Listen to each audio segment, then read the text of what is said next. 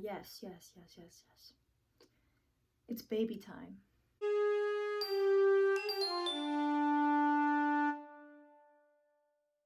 Welcome back to Rebels Revisited. We are so close to the halfway mark of season 2, which is wild. I feel like I just started it. Alright then, let's go. This is Future of the Force Revisited. So the episode opens on the Inquisitors boarding a transport to capture a Force-sensitive baby, and you know what?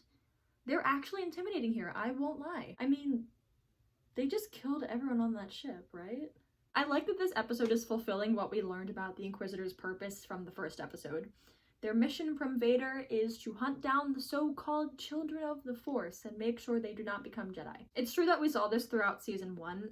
The Grand Inquisitor spent the whole season hunting Ezra down, and in Breaking Ranks we learned that they kept an eye out for Force-sensitive cadets. But now we get to see that specific aspect of the mission continue, even with new Inquisitors. And kidnapping babies is nasty business. Luckily, Ahsoka sort of finds out about it. I mean, she finds out the Inquisitors are retrieving something, even if she doesn't know that something is children, and she goes to tell Kanan about it. What I have to say is Jedi business. Then I guess I qualify. You qualify more than I do. Okay, 1, love them. 2, that's an interesting thought. They're both Force users, they both turn toward the light, but they are on completely different paths. Kanan is walking on the path of the Jedi once again and is working toward knighthood without even knowing it, while Ahsoka remains separate from the Jedi. And both of those paths are right. They're right for each person. It's interesting how the Force has different plans for different people, and it works out for them in the end. They're all individual quilt pieces in the tapestry of the Force. Anyway, Ahsoka, Kanan, Ezra, Zeb, and Chopper all leave to go stop the Inquisitors, and they go to this planet that's actually really pretty and looks like it's straight out of the Clone Wars. It is not straight out of the Clone Wars, but it was based on unused sets of Pantora from the Clone Wars, fun fact, so that explains it. But no, I actually love this setting. This aesthetic is so cool and so unique in Star Wars. The architecture is very Eastern European. I love it. Chopper's feeling a bit murderous. We'll blow up the ship after we get the baby. What is wrong with you? Babies now too.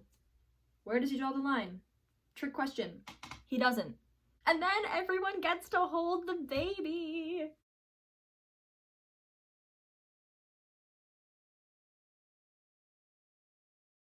That's so soft. I love this. I'm going wild for the fact that we have Kanan holding a baby in canon because, okay, listen, Kanan holding babies is a concept that has become very near and dear to my heart after the series finale. I would be lying if I said I didn't sometimes think about, what would it be like if Kanan got to be a dad to a little baby? And we've had a canonical image of Kanan holding a baby this whole time. Incredible. And Ezra is so soft with the baby too. I love how he's able to calm him down by connecting with him through the Force. You know, I love how Ezra is so highly attuned to connecting with other beings. Usually we see that with loth cats and space whales, but hey, it works with babies too.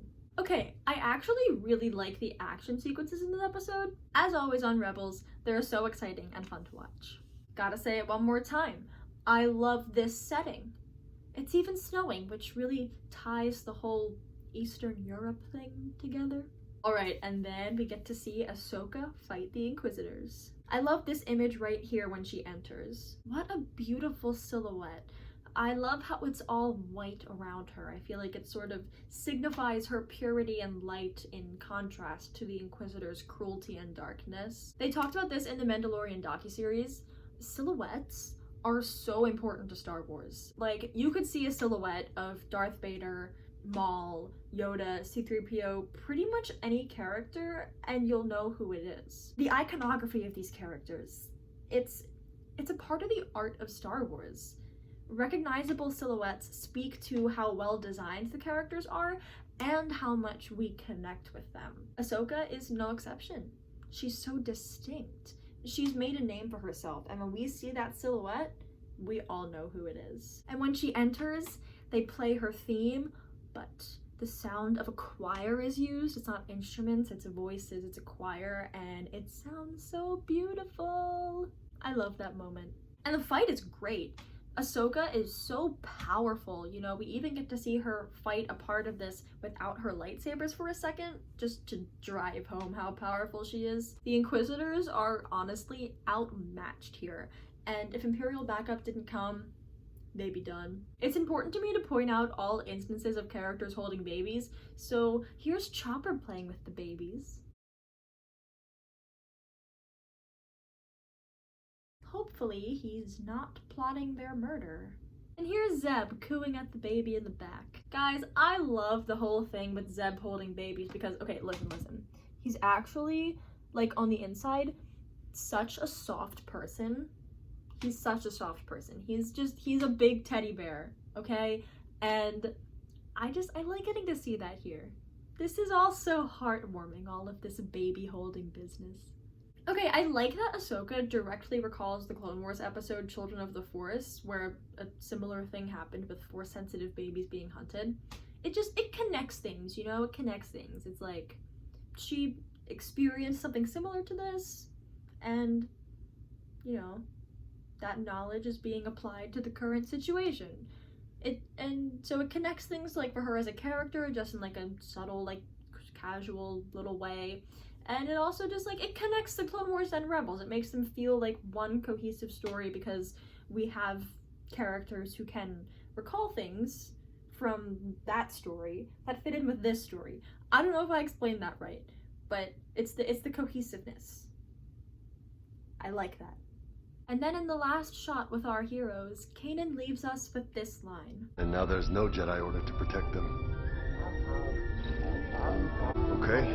I guess that task falls to us now. And that was really interesting to me.